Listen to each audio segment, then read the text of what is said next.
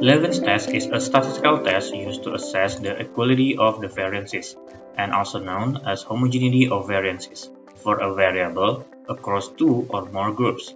This test determines whether the variances in different groups are equal or significantly different. We can use Levene's test in 1. Before performing the ANOVA, 2. Before conducting a t-test, 3. Before running the regression analysis, and 4. In any study where variance equality is assumed. So, after getting the output from the SPSS, we can conclude that if the p-value for the Levene test is greater than 0.05, then the variances are not significantly different from each other, or the homogeneity assumption of the variance is met. If the p-value for the Levene's test is less than 0.05, then there is a significant difference between the variances. Now, let's get practical.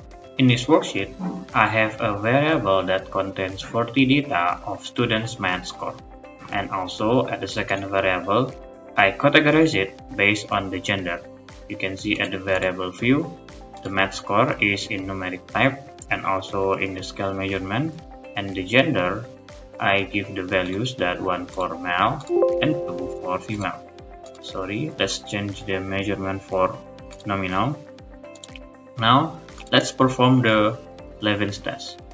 Go to Analyze, Compare Means, and then select One-Way ANOVA. Okay, now let's put the math score in the dependent list box, and then the gender at the factor box.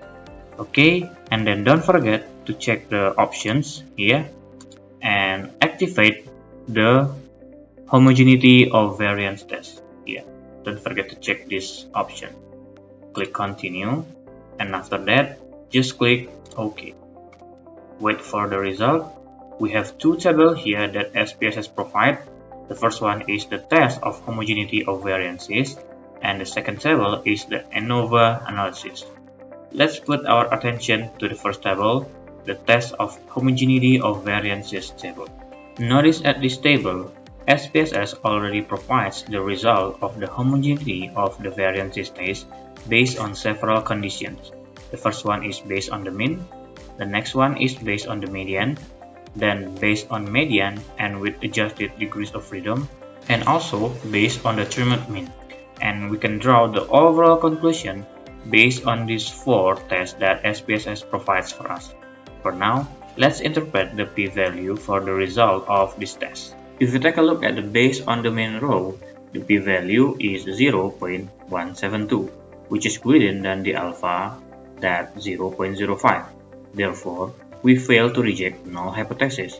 It indicates that the variance of the math scores across the groups are not significantly different when using the mean as a measure of central tendency. If you take a look at the median, the p-value is 0.271. which is also greater than 0.05. Similarly, we fail to reject the null hypothesis. It indicates that there is no significant difference in variances when using the median.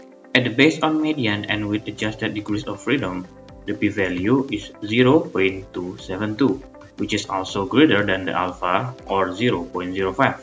Again, we fail to reject the null hypothesis, indicating there is no significant difference in variances when using the median with adjusted degrees of freedom. Last, at the base on the determined mean, you can see the p-value is 0.190, which is also greater than the alpha or 0.05.